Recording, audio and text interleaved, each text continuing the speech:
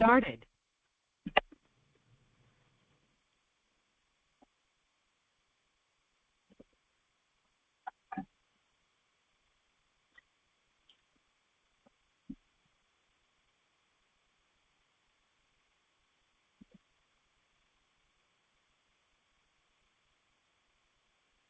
नमो लोये सौहरिहन्तानं नमो लोये सौहृदानं नमो लोये सौभागिर्यानं नमो लोये सौज्यायानं नमो लोये सौत्रिकालवती सावनं ओंकारमिन्दु संयुक्त नित्यं जयन्ति योगिनः कामदमोक्षदं चैव ओंकाराय नमो नमः मङ्गलं भगवान् यो मङ्गलं गौतमोनि मङ्गलं कुन्कुन्दार्यो विजेन्द्रमोसुमङ्गलं नमः सुमरिसाराय स्वानुभूत्या चकास्ते स्वभावाय भवाय सर्वाः विभाव निदाता।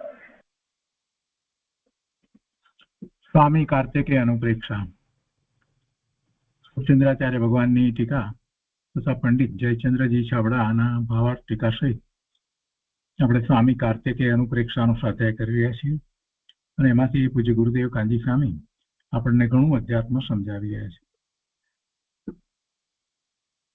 12મી અનુપ્રેક્ષા ધર્મ અનુપ્રેક્ષા નો સ્વાધ્યાય આપણે અત્યારે કરી રહ્યા છીએ. એમાં 433 ગાથા સુધી સ્વાધ્યાય કર્યો છે. આજે આગળ 434મી ગાથા સ્વાધ્યાય લઈએ છીએ. 433મી ગાથાની અંદર એ વાત આવી કે ઉત્તમ ધર્મ સહિત જીવને તીક્ષ્ણ ખડક પણ ફૂલની માળા બની જાય છે.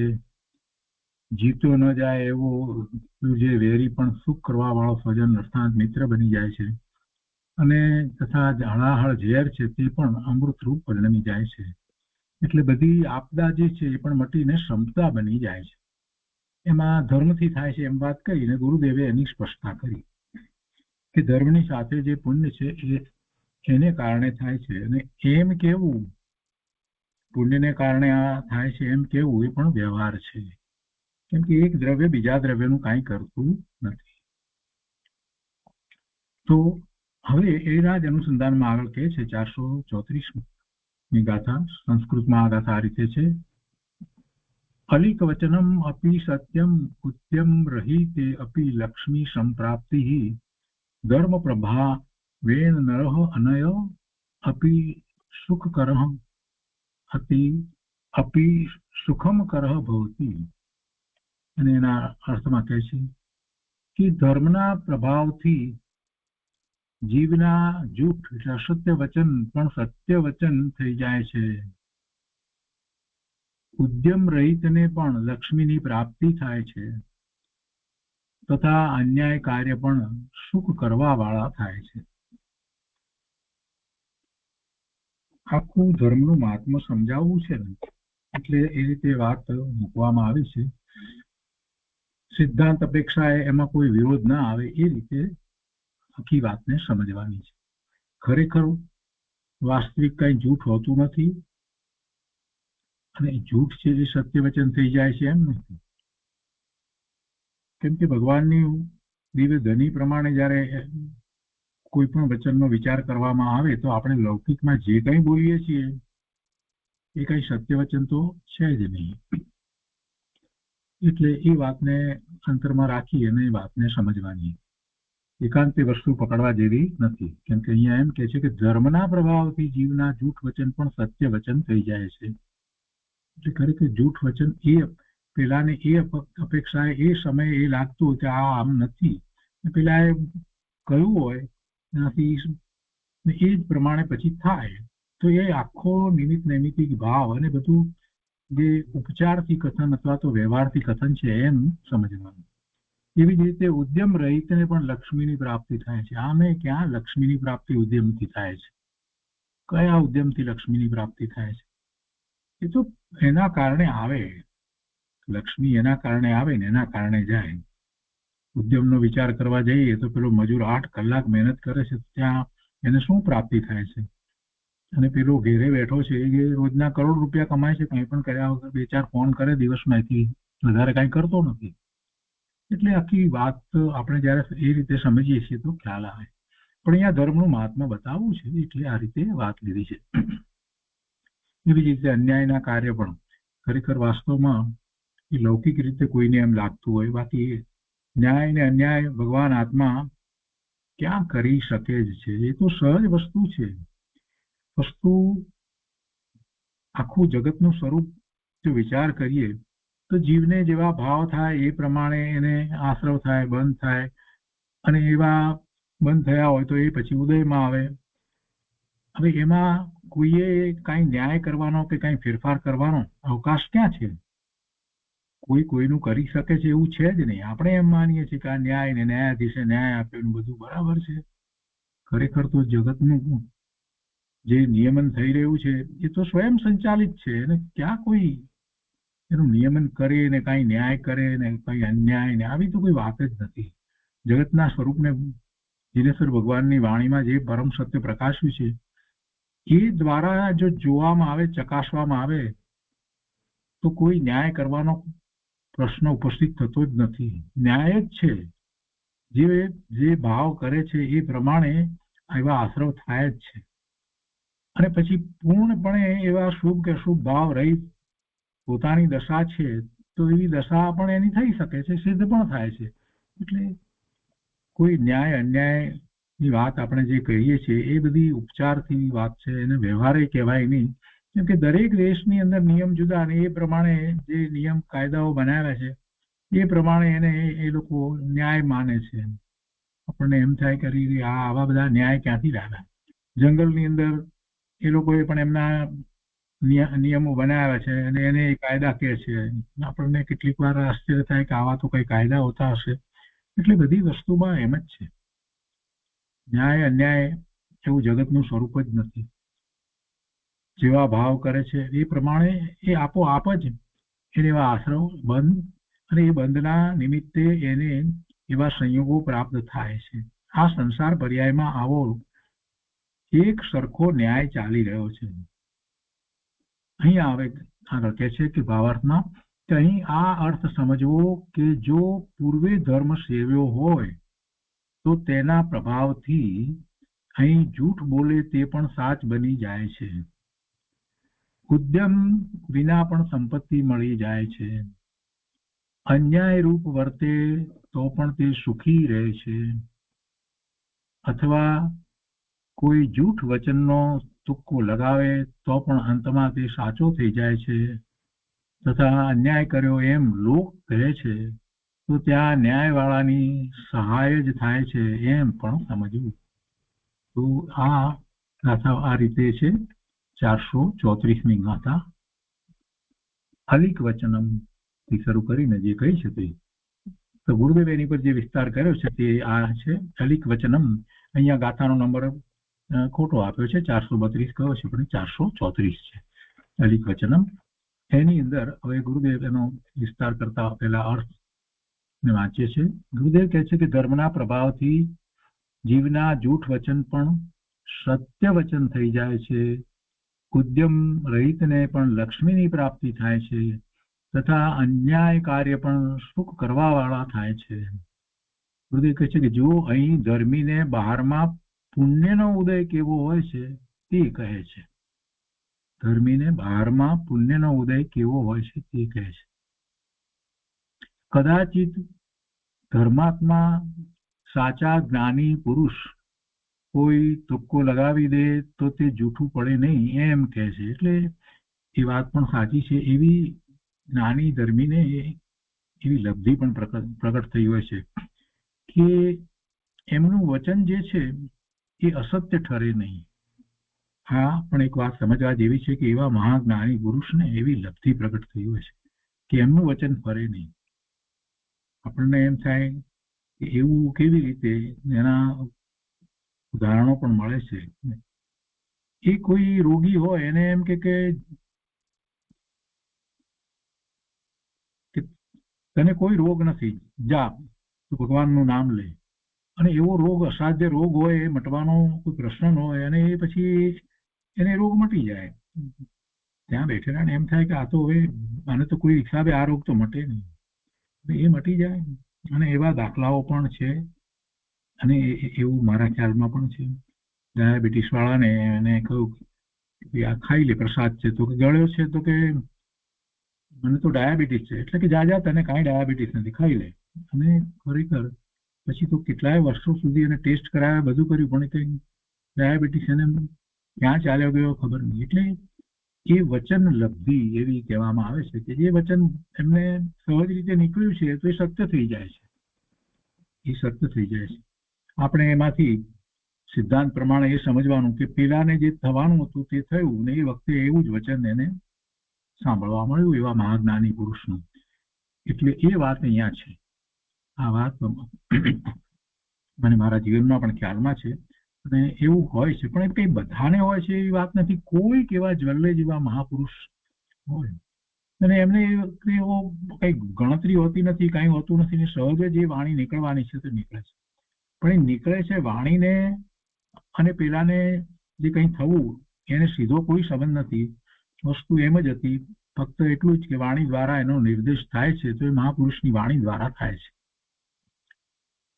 તો એ વાત અહીંયા એવી રીતે છે કે જો અહીં ધર્મીને બહારમાં પુણ્યનો ઉદય કેવો હોય છે તે કહે છે.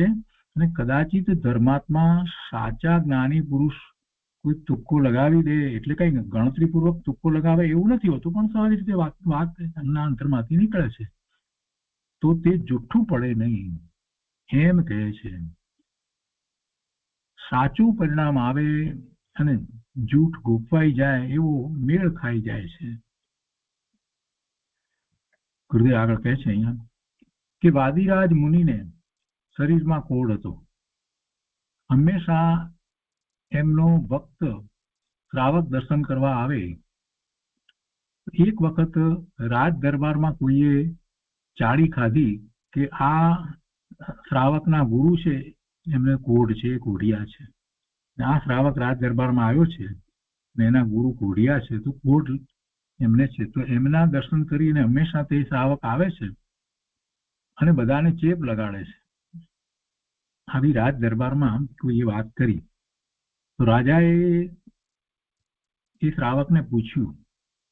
તો શ્રાવકના મનમાં એમ થયું કે મારા ગુરુને કોઢિયા ઠરાવે છે પણ મારાથી એમ કેમ કહેવાય.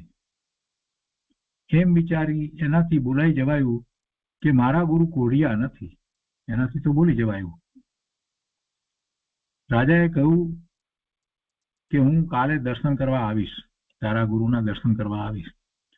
હવે આ શ્રાવક મૂંઝાયો અને શ્રાવક મુનિ પાસે ગયો અને એને બધી વાત કરી વાદીરાજ મુનિને. મુનિરાજે કહ્યું કે તું મૂંઝાઈશ નહીં.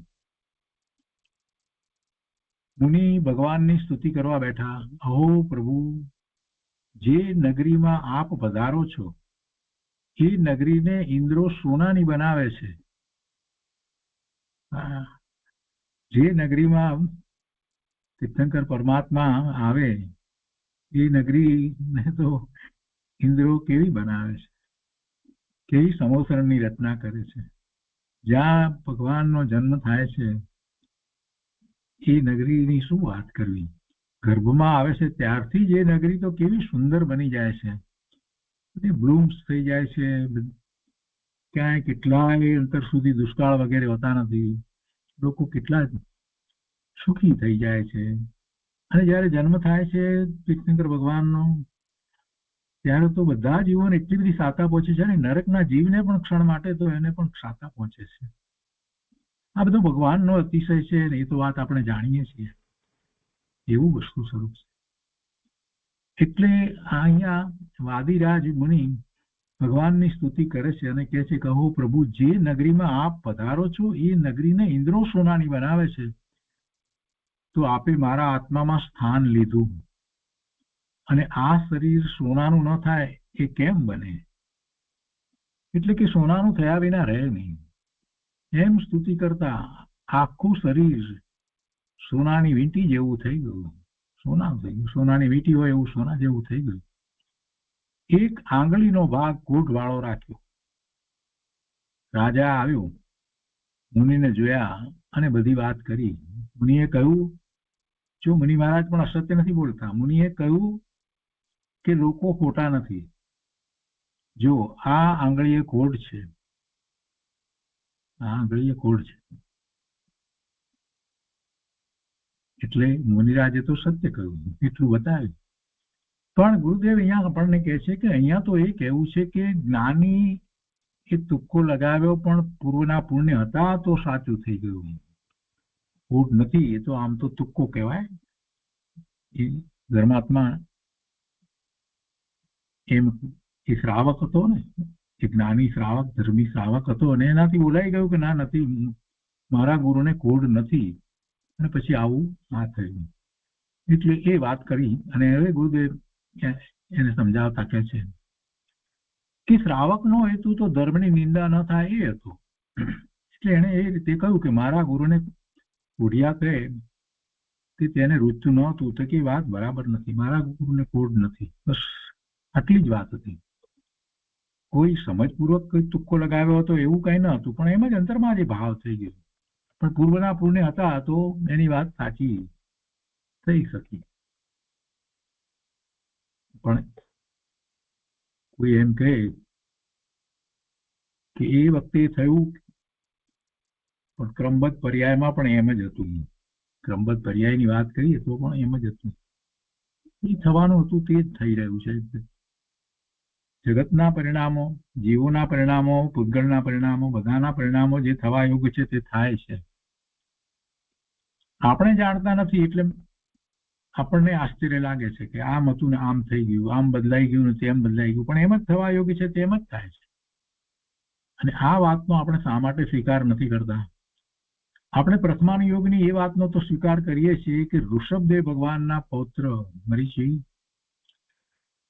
એમને વિશે જયારે એ વખતે ઋષભદેવ ભગવાનને કોઈ પ્રશ્ન પૂછ્યો કે આપના જેવો કોઈ થશે, ત્યારે ઋષભદેવ ભગવાનની દિવ્યધનીમાં એ વાત આવી કે આ બહાર બેઠેલ છે પૌત્ર ભરતનો પુત્ર, એ 24મા તીર્થંકર થશે.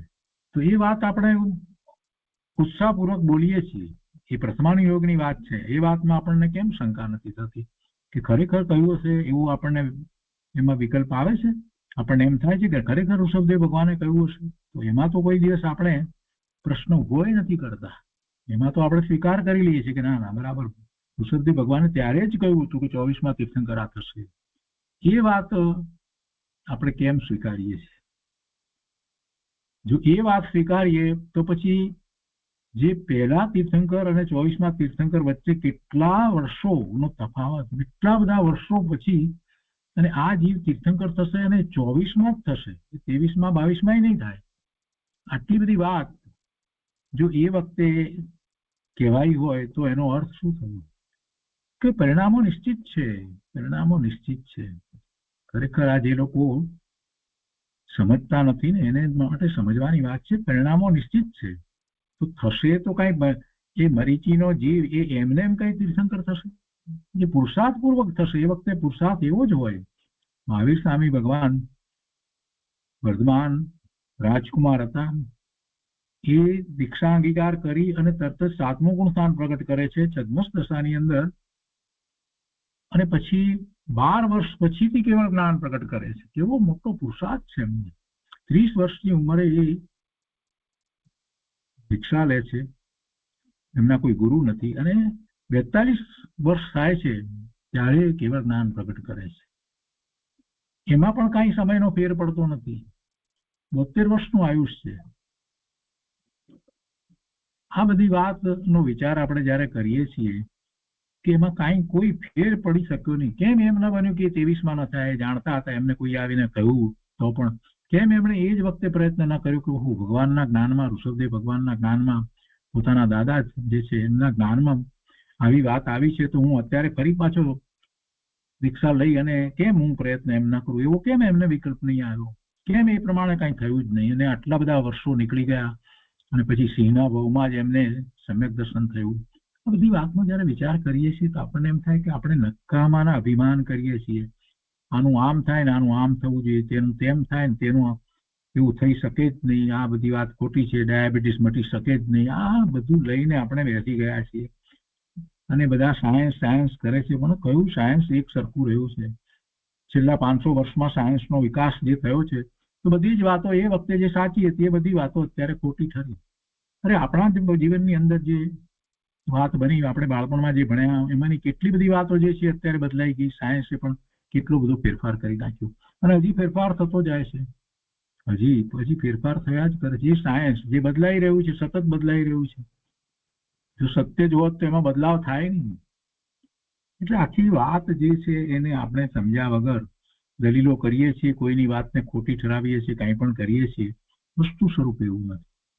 વસ્તુ સ્વરૂપ એવું નથી. વસ્તુ સ્વરૂપ તો 6 દ્રવ્ય રૂપે જ છે અને 6 દ્રવ્યનું પરિણમન અને 6 દ્રવ્યનું અસ્તિત્વ, એ વાતને, એ સિદ્ધાંતને પકડી રાખીએ તો 3 કાળમાં કોઈ વાત અસત્ય ઠરતી જ નથી. બધું જ એ જ પ્રમાણે થઈ રહ્યું છે.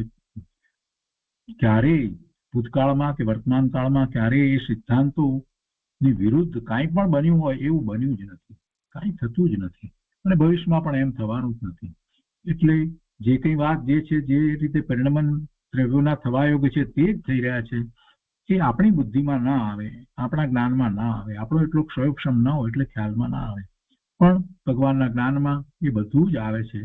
જગતના પરિણામો જે રીતે થવા યોગ્ય છે, પૂતગળ માત્રના પરિણામો જે રીતે થવા યોગ્ય છે તે રીતે જ થાય છે, થઈને જ રહેશે. એટલે અહીંયા આવી ક્યારેક વાત આવે ત્યારે એમ ના સમજવું કે ના ના આવું બધું હોય નહીં, આ તો બધા ગપ્પા, એવું ના સમજવું. થાય, બધું થાય, ટુકડા ન થાય. છેવટે બધું પૂતગળનું જે છે તો પૂતગળના પરિણામો જે થવા યોગ્ય હોય તે જ થાય. વાણી નીકળે છે એ પણ પૂતગળ છે. તો વાણીના કારણે વાણી નીકળે, કોઈને વચન એવા નીકળવાના હોય ત્યારે નીકળે, પેલાને જે થવાનું હોય ત્યારે થાય. બધાને કોઈ એકબીજા સાથે સંબંધ નથી, કોઈને કોઈની સાથે સંબંધ નથી. પેલા ભાઈ જે બોલ્યા, શ્રાવક જે જ્ઞાની ધર્મી, એ બોલી ગયા કે મારા ગુરુને કોડ નથી. એ વાણી નીકળી છે તો એ વાણીના કારણે છે. એ પૂતગળનું પરિણમન છે, એ એમનું પરિણમન નથી. એમનો તો ભાવ માત્ર એટલું કે ગુરુને આવું કોડ એમ ન વિચારી શકાય, બસ આટલો ભાવ, બીજું કાંઈ જ નથી. વાણી એ વખતે રાજાની સમક્ષ નીકળવાની હતી તે જ નીકળે છે. અને રાજાનું ત્યાં આવવું ને બધી આખી બધી વાત જે છે એમાં બધા પૂતગળોમાં કેટલા બધા પરિણામો જે થવા યોગ્ય હતા તે જ થયા છે. શરીર, એ વાદિરાજ મુનિનું શરીર, એ પણ એ પૂતગળ છે, બીજું શું છે? પ્રથમાન યોગની કેટલીક વાતો જે છે એમાં સત્ય છે, બધું જ અસત્ય છે એમ માનવાને કોઈ કારણ નથી. વિજ્ઞાન કરી અને જીવો અત્યારે કેટલી બધી વાતને માનતા નથી. બરાબર છે, અંધશ્રદ્ધા કરવાની કોઈ એમાં વાત નથી, અંધશ્રદ્ધાનું આશય નથી, પણ ધર્મની શ્રદ્ધા બરાબર સમ્યક કરવી જોઈએ. 6 દ્રવ્ય અને 9 તત્વના સ્વરૂપની બાબતમાં જીવે બરાબર સમજવાની જરૂર છે. અને એ જ્યાં સુધી સમજે નહીં ત્યાં સુધી મોટી મોટી વાતો કરે, ક્રમબદ્ધ પર્યાયની વાત કરે અને બીજી પણ વાત કરે, અલિંગ્રણના બોલની પણ વાત કરે, અને ઘણું બધું બોલે છે જીવ, ચર્ચાઓ કરે, પણ એનો કાંઈ અર્થ નથી. પ્રભુ સૌથી મોટી વાત સિદ્ધાંતની વાત છે. એ સિદ્ધાંતને રાખી અને પોતે સમજવાનું છે કે આ વાત કઈ રીતે હોઈ શકે, કઈ રીતે હોઈ શકે. જો હવે બીજો પણ ઉદાહરણ આપ્યું છે, એ બધા ઉદાહરણ દ્વારા આશય શું છે એ આશયને પકડવાનો છે. આશય શું છે? ધર્મ સમજાવવાનો આશય છે, ધર્મની ભાવના બતાવવાનો આશય છે. શાસ્ત્રમાં વાત આવે છે, અહીંયા બીજા પણ ઉદાહરણો લીધા છે. ગુરુદેવ, આ ઉદાહરણ તો અહીંયા પૂરું થયું કોઢનું, વાદિરાજ મુનિનું. ત્યાર પછીથી ગુરુદેવ કહે છે કે શાસ્ત્રમાં વાત આવે છે કે રામચંદ્રજીએ વજ્રકર્ણ રાજાને સહાય કરી. સિંહોદર રાજા મોટો હોવાથી તેને લૌકિક દ્રષ્ટિએ વજ્રકર્ણે નમવું જોઈએ. વજ્રકર્ણે એ પેલાને સિંહોદર રાજાને નમવું જોઈએ, પણ તે જૈન સિવાય બીજાને નમતો ન હતો. વજ્રકર્ણ જે છે જૈન સિવાય બીજાને નમતો ન હતો, એટલે તેમને રામચંદ્રજીએ મદદ કરી. લૌકિક અપેક્ષાએ તો અન્યાય કહેવાય, કેમ કે પેલો મોટો હતો ને એને ન નમે એટલે એને મદદ કરી. પણ પુણ્યશાળીને બધું સવળું પડી જાય છે. એટલે એક આખી વાર્તા છે એમાં. સિંહોદરને બાંધ્યો, એ અન્યાય બહાર આવ્યો નહીં અને સફળતા મળી. એ પછી બીજું ઉદાહરણ લઈને ગુરુદેવ વાત કરે છે અહીંયા કે સીતાજી સતી હતા. રામચંદ્રજીને કાળજા નહીં પણ કાળજામાં ખાતરી હતી, અંતરમાં ખરેખરી ખાતરી હતી કે સીતાજી સતી હતા, છતાં લૌકિક ખાતર અગ્નિ પરીક્ષા કરી, પણ પૂર્વના પુણ્યના કારણે બધી સફળતા મળી. સીતાજીને અન્યાય થયો હતો, પણ સવળું પડી ગયું. સીતાજીની અપેક્ષાથી જોઈએ તો એમાં અન્યાય જ કહેવાય, એમની આવી પરીક્ષા કરવી એ, છતાં બધું સવળું પડી ગયું. હવે એ જ રામચંદ્રજી જ્યારે સીતાજીને રાવણ હરી ગયો ત્યારે તો ઝાડે ઝાડે અને ડુંગરે ડુંગરે સીતા છે એમ પૂછતા હતા. હવે જ્યારે સીતાજીને રાવણ હરી ગયો ત્યારે તો રામચંદ્રજીની કેવી દશા હતી, એમ ક્યાં સીતા, બધાને પૂછતા હતા સીતાને જોઈ, મારી સીતાને જોઈ. એમ કે છે કે ઝાડે ઝાડે અને ડુંગરે ડુંગરે સીતા છે, અહીંયા સીતા છે એમ પૂછતા હતા. આપણને વિચાર આવે કે લૌકિક દ્રષ્ટિએ પણ આપણને વિચાર આવે કે આવું તો હોય. લૌકિક અપેક્ષાએ આવું એક સામાન્ય મનુષ્ય પણ ના કરે કે બધે પૂછતા ફરે, એવું તો ન બને. એટલે આ બધા જે ઉદાહરણો દ્વારા ગુરુદેવ આપણને કંઈક બીજું સમજાવી રહ્યા છે કે ધર્મની વાત આખી જુદી છે અને બહારમાં આપણને જે દેખાય છે એ કંઈક જુદું છે.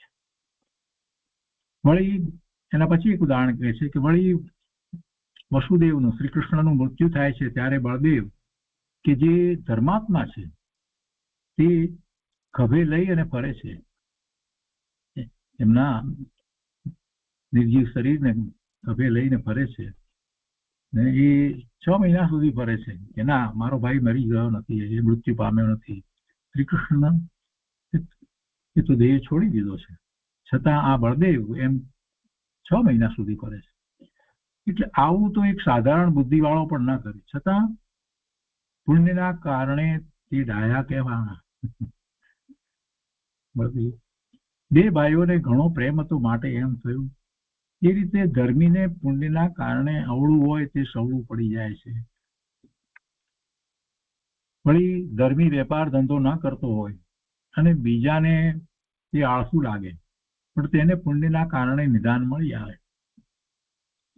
ધર્મીને નિશ્ચયથી આત્માની શાંતિ હોય છે અને વ્યવહારથી પુણ્યનો ઉદય હોય તો બહારમાં પૈસા આદિ મળે છે એમ અહીં બતાવેલ છે.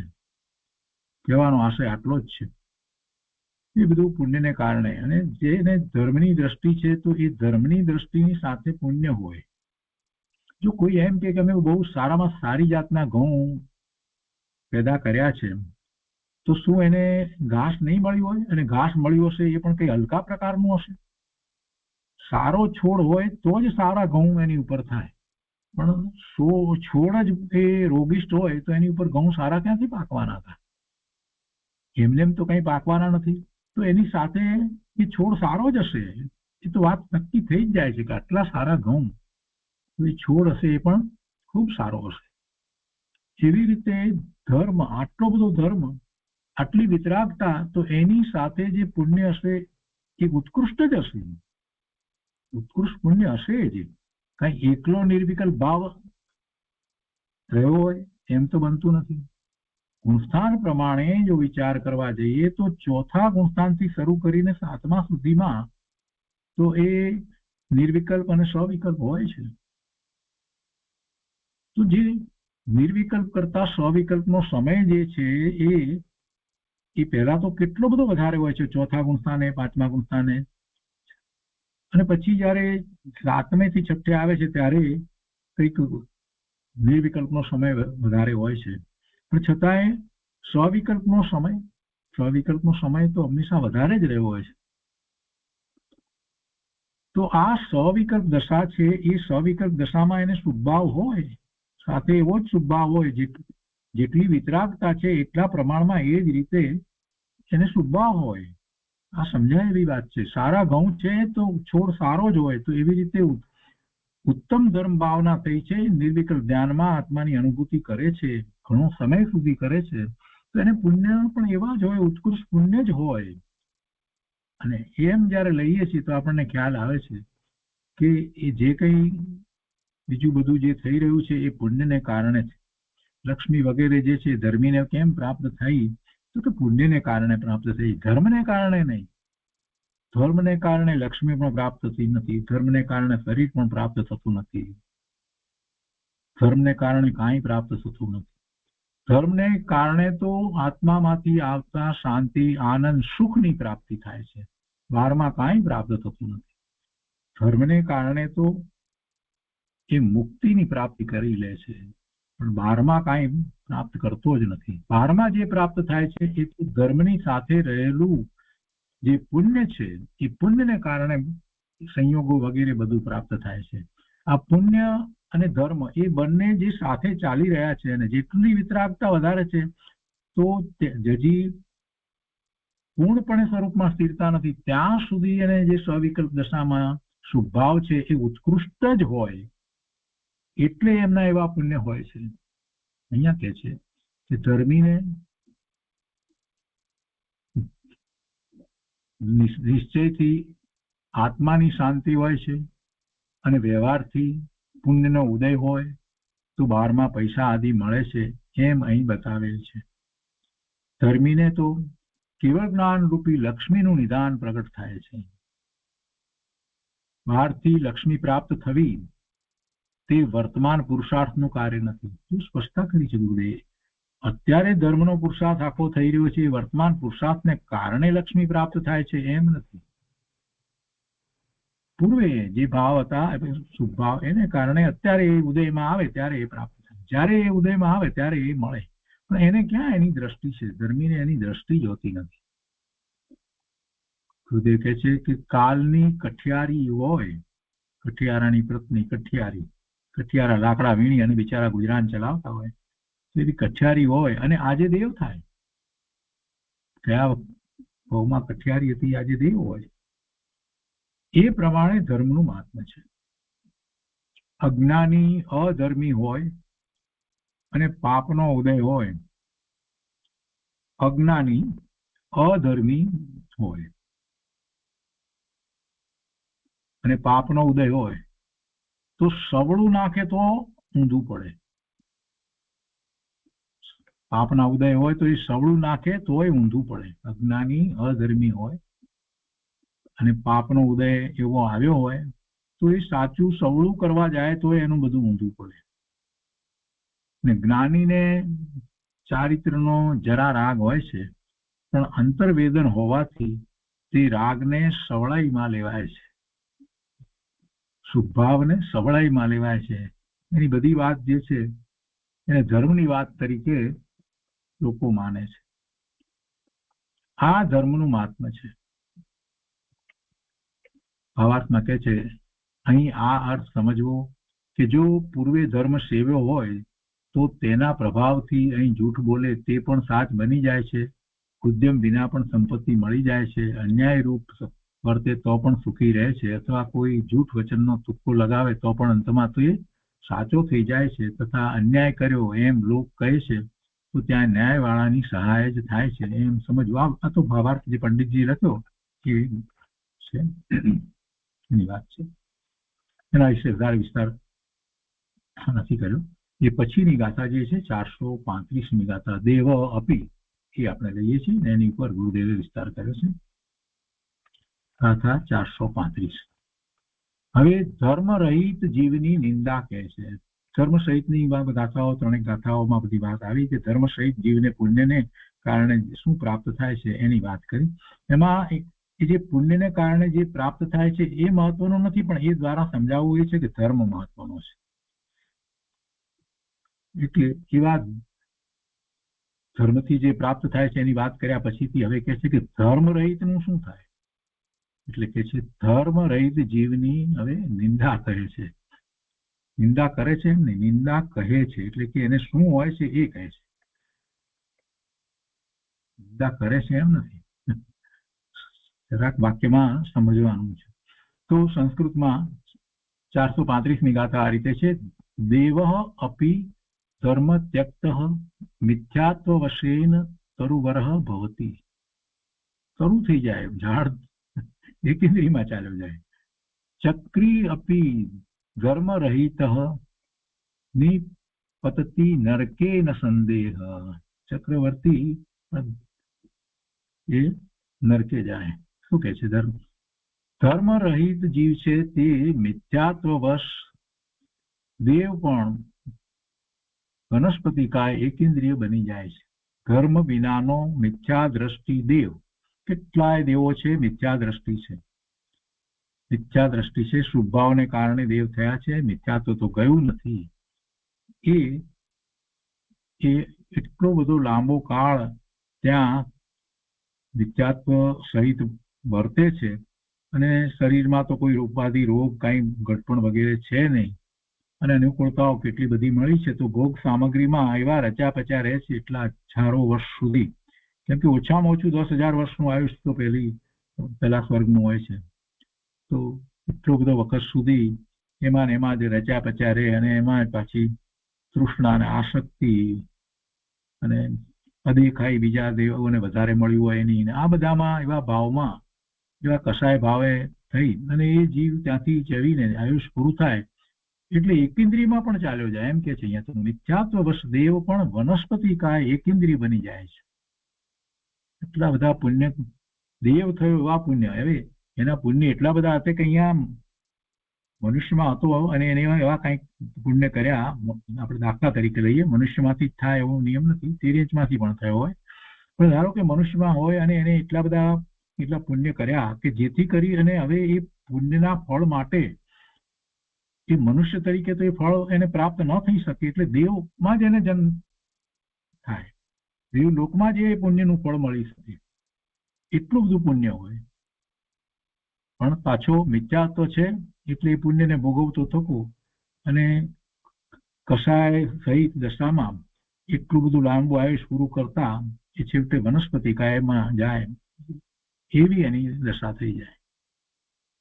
ધર્મ વિના, આ તો વાસ્તુ કે છે કે ધર્મ રહિત જીવ છે તે મિથ્યાત્વ વશ દેવ પણ હોય તો પણ એ વનસ્પતિ કાય એકેન્દ્રિય બની જાય છે.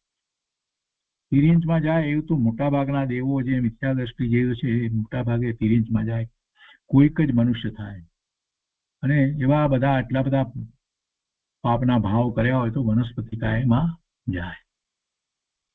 તથા ધર્મ રહિત ચક્રવર્તી પણ નરકમાં પડે છે. અહીંયા ચક્રવર્તી હોય, એની દેવો સેવા કરતા હોય એવો ચક્રવર્તી પણ કેટલા પુણ્ય હોય ત્યારે ચક્રવર્તી થયો હોય પણ એ પણ નરકમાં પડે. પુણ્ય ભોગવાઈ જાય અને ધર્મ તો છે નહીં, અને પુણ્ય ભોગવવામાં પાપ સિવાય બીજું કાંઈ થતું નથી. પુણ્ય ભોગવવું એ પાપ વિના કાંઈ ભોગવાય છે? એટલે કે છે કે તેમાં કોઈ સંદેહ નથી.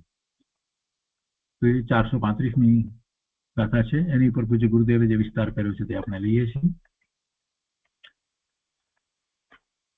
ગુરુદેવ કહે છે કે ધર્મ રહિત જીવ છે તે મિથ્યાત્વવશ એ દેવ હોય તો પણ વનસ્પતિકા એકેન્દ્રિય બની જાય છે, તથા ધર્મ રહિત ચક્રવર્તી પણ નરકમાં પડે છે. એટલા માટે પાપ છે તે સંપદાનો હેતુ નથી. આ ઉપર કહેલા 10 પ્રકારના ધર્મથી રહિત જે જીવો છે તે મિથ્યા દ્રષ્ટિ છે. પાપ છે તે સંપદાનો હેતુ નથી. એ વાત પહેલા આગળની ગાથામાંથી અને અહીંયા ગુરુદેવે લંબાવી લીધી છે. આ ઉપર કહેલા 10 પ્રકારના ધર્મથી રહિત જે જીવો છે, 10 પ્રકારના ધર્મની વાત કરીને ઉત્તમ ક્ષમા આદિ 10 ધર્મ, તો એવા 10 ધર્મથી રહિત જે જીવો છે તે મિથ્યા દ્રષ્ટિ છે. એટલા માટે દર પર્યુષણ વખતે 10 ધર્મની વાત કરવામાં આવે છે.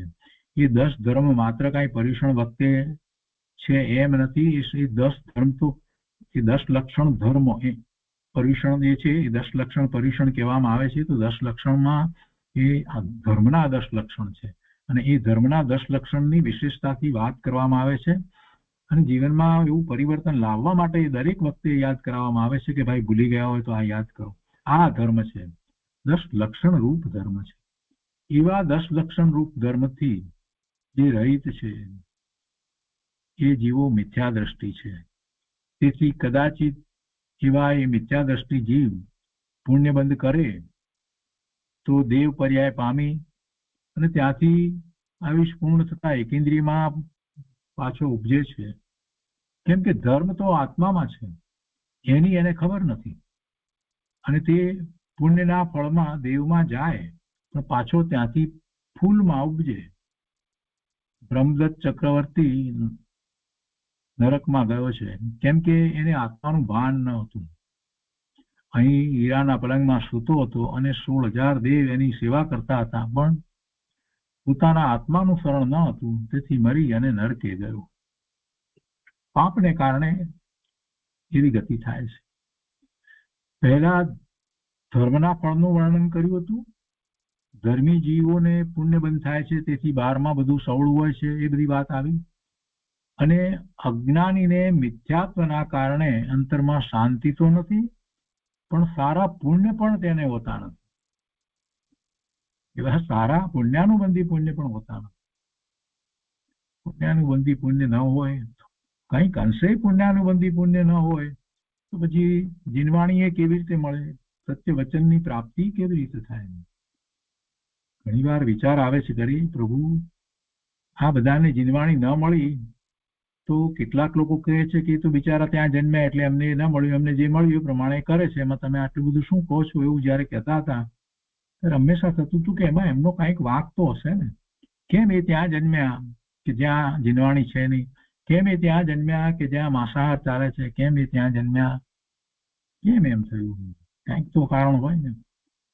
જયારે કર્મની વાતને સમજીએ છીએ ત્યારે ખ્યાલ આવે છે કે પૂર્વે જે ભાવ કર્યા એ પ્રમાણે એને મળ્યું છે. પૂર્વે જેવા ભાવ કર્યા એ પ્રમાણે આશ્રય બંધ થયા અને એના ઉદય આવ્યા એટલે એ પ્રમાણે મળ્યું.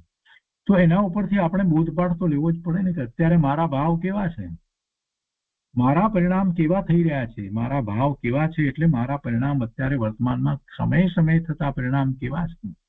મારા પરિણામ ઈર્ષાના છે, મારા પરિણામ આર્ધ્યાનના છે, મારા પરિણામ ખેદના છે, મારા પરિણામ ક્રોધના છે, મારા પરિણામ માયાના છે, મારા પરિણામ પેલા 9 પ્રકારના જે 9 કષાય કહેવાય એવા છે.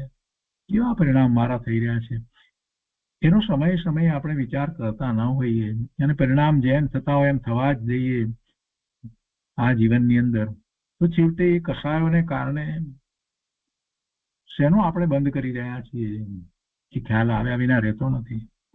વારંવાર આપણે આપણા પરિણામોને તપાસવા જોઈએ.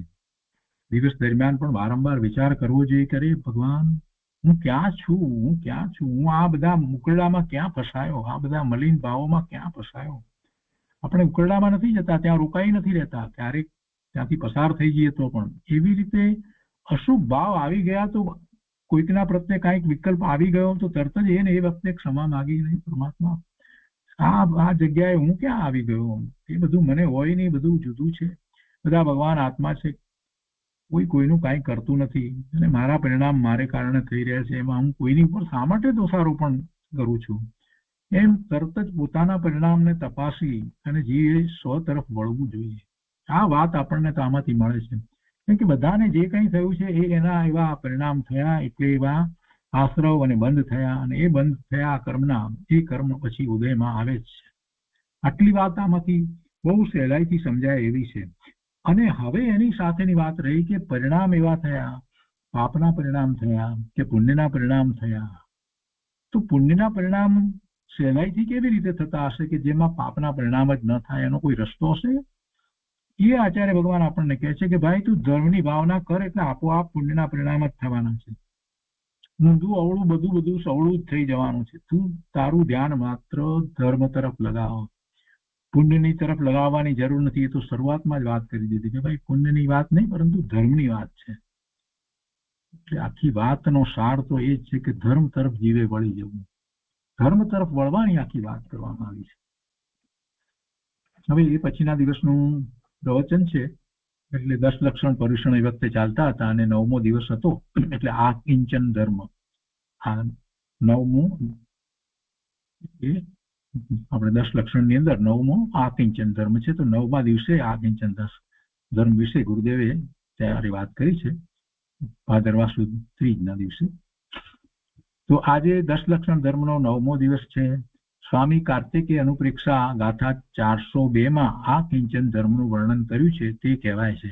આપણે આ ગાથા તો કરી છે, આજે આપણને એનું પુનરાવર્તન થાય છે.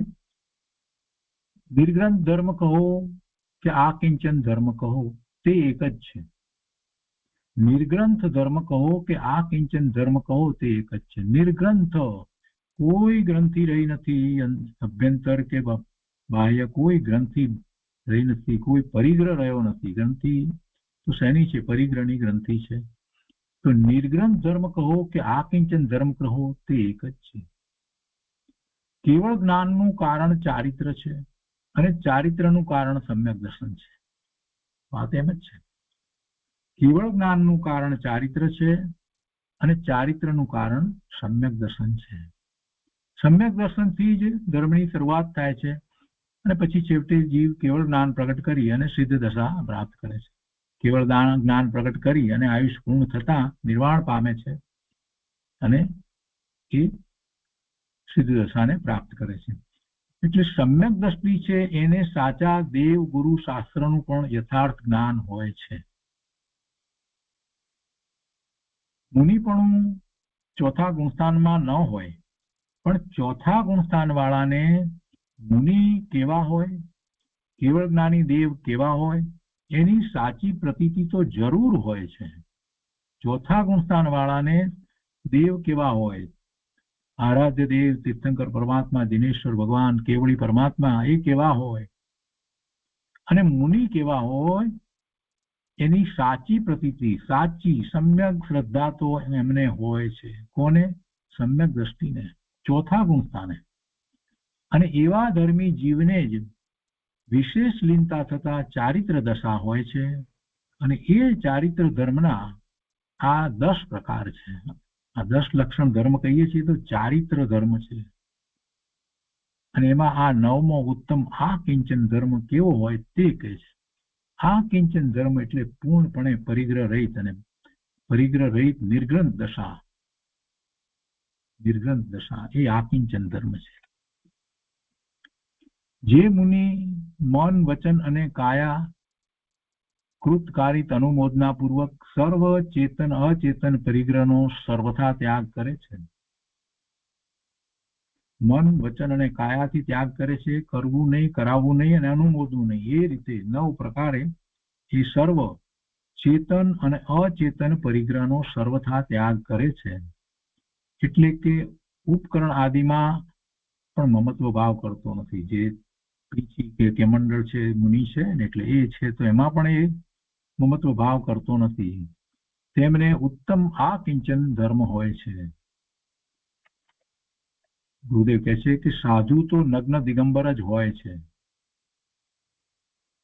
સાધુ તો નગ્ન દિગંબર જ હોય છે. 9 કોટીએ તેમને ત્યાગ હોય છે. વસ્ત્ર પાત્ર રાખતા નથી. લોકો શું કહેશે એના સામું જોતા નથી.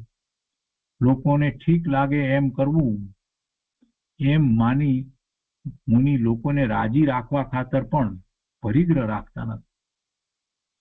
લોકોને સારું લાગે એ માટે પણ કંઈ કરતા નથી. કોઈ પ્રકારનો પરિગ્રહ રાખતા નથી. વસ્ત્ર કે લોકોને સારું લાગે એટલા માટે રાખીએ એવો કોઈ વિકલ્પ એમને નથી હોતો. નિર્ગ્રંથ મુનિને ચેતન અચેતન પદાર્થોનો ત્યાગ હોય છે. મુનિ ધર્મ કહો કે આ કિંચન ધર્મ કહો, તે બધું એક જ છે. કેમ કે મુનિ નિર્ગ્રંથ છે ને આ કિંચન ધર્મ એટલે નિર્ગ્રંથ પણ. હું તો અખંડ આનંદ શુદ્ધ છું એવા ભાનમાં મૂળ, પીંછી આદિ ઉપકરણોમાં પણ મુનિને મમત્વ ભાવ થતો નથી. કેમ કે હું આત્મા છું, પર ચીજ મારી નથી એમ મુનિ માને છે, શ્રદ્ધે છે અને એમ જ એમનું આચરણ છે. સતત એમ છે કે હું તો ભગવાન આત્મા છું, શુદ્ધ છું અને કોઈ વસ્તુ, પદાર્થો કે આ કોઈ જીવો એ બધા જે છે એમાં કાંઈ મારાપણું કરવા જેવું છે જ નહીં. કોઈ મારું છે જ નહીં. કોઈ પોતાનું હોઈ શકે નહીં. પોતાના આત્મા સિવાય બીજું પોતાની સાથે જોડવા જશે જીવ તો જરાક વિચાર કરીએ કે સિદ્ધ કેવી રીતે થશે. એ જેને એ પોતાનું માને છે તો એને પોતાનું લઈ જવાનો વિકલ્પ તો રહેશે. શું એ સિદ્ધ દશામાં એને લઈ જવાનો છે? એ લઈ જઈ શકે છે? કાંઈ લઈ જતો નથી. મિથ્યાદ્રષ્ટિ જીવ પણ અહીંયા એને જે કંઈ હતું એ બધું અહીંયા મૂકીને જાય છે. એ શરીરને પણ અહીંયા મૂકીને જાય છે. તો પછી શું પોતાનું, શેમાં પોતાપણું કરવું? અને આ તો મુનિ છે, એમને કઈ ચીજમાં પોતાપણું લાગે? કોઈ ચીજ મારી નથી એ બાબતમાં મુનિને તો કોઈ આશંકાએ નથી. વળી મુનિ નિર્દોષ આહાર લે છે, એમાં પણ મમત્વ ભાવ નથી. પંચ મહાવ્રતનો રાગ છે, શુભભાવ છે, એને પણ પોતાનો માનતા નથી. શુભભાવ છે, પંચ મહાવ્રતમાં કાંઈ દોષ આવવા દેતા નથી. પંચ મહાવ્રત બરાબર ચોખ્ખા પાડે છે, ચોખ્ખું દ્રવ્યલિંગ છે, છતાંય એ પોતાનું સ્વરૂપ નથી એમ એ માને છે. પોતે તો ભગવાન આત્મા શુદ્ધ પૂર્ણ પવિત્ર છે. પંચ મહાવ્રતનો શુભભાવ છે, એને પોતાનો માનતા નથી. એવી ભાવના નિર્ગ્રંથપણામાં હોય છે, અને તે આ કિંચન ધર્મ છે. સમ્યક દ્રષ્ટિને અંશે આ કિંચન ધર્મ હોય છે, અંશે હોય. મુનિ તો એકાંત જંગલમાં ધ્યાનમાં વિચરતા હોય છે. વિતરાગ માર્ગમાં આવું મુનિપણું હોય છે, ને આવી જેની દ્રષ્ટિ હોય તે સમ્યક દ્રષ્ટિ છે. આવી દ્રષ્ટિ હોવી જોઈએ કે મુનિને આમ છે, નિર્ગ્રંથપણું એ જ પરમ સત્ય છે. નિર્ગ્રંથપણું હોવું જ જોઈએ. ભગવાન આત્મામાં કોઈ ગ્રંથિ છે જ નહીં, એને કોઈ પરિગ્રહ છે જ નહીં. એનાથી વિરુદ્ધ માને તે મિથ્યા દ્રષ્ટિ છે. મુનિ દશામાં મોર, પીંછી, કમંડળ આદિ ઉપકરણો હોય છે, એ સિવાય વસ્ત્રપાત્ર હોતા નથી. અને એમ જ માનવું જોઈએ, અને એમ ન માને તે મિથ્યા દ્રષ્ટિ છે. તે મુનિના સ્વરૂપને સમજતો નથી. પોતાના આત્મામાં એકાગ્ર થવું તે જ મોક્ષ માર્ગ છે. આ જ માર્ગ સત્ય છે. ઇન્દ્રો આ માર્ગને સ્વીકારે છે. ગણધરદેવ આ જ માર્ગ પ્રરૂપે છે, અને પ્રભુએ આ જ માર્ગ પ્રકાશ્યો છે. બીજો માર્ગ હોય નહીં. હવે ચાલતો અધિકાર કરી અને પછી ગાથા જે છે એના ઉપર ગુરુદેવ પ્રવચન આપી રહ્યા છે. અહીંયા તો ધર્મ રહિત જીવ છે તે મિથ્યાત્વ, વસુદેવ પણ વનસ્પતિ, એ બધી જે વાત કરવામાં આવી એ 435 કરવામાં આવી છે. અને અહીંયા આ ગાથા છે તે 436. ધર્મ વિહીન જીવ જે કહેવામાં આવ્યું છે એ ગાથા તો 436 છે. તો એ 436 નો વિસ્તાર હવે ગુરુદેવ કરી રહ્યા છે. તો એ 436મી ગાથા આપણે આવતા સ્વાધ્યાયના વાંચનમાં લઈશું. ધર્મ વિહીન જીવ કરોતિ અશક્યમ અપી સાહસમ યદ્યપિ તત ન અપી પ્રાપ્નોતિ ઇષ્ટમ શુદ્ધુ અનિષ્ટમ પરમ લભતે. આ જે 436મી ગાથા છે એની ઉપર અહીંયા વિસ્તાર આપ્યો છે. એ ગાથા અહીંયા લેવામાં આવી છે. તો એ વિસ્તાર આપણે આવતા સ્વાધ્યાયમાં લઈશું. આજનો સ્વાધ્યાય અહીંયા સુધી રાખીએ છીએ.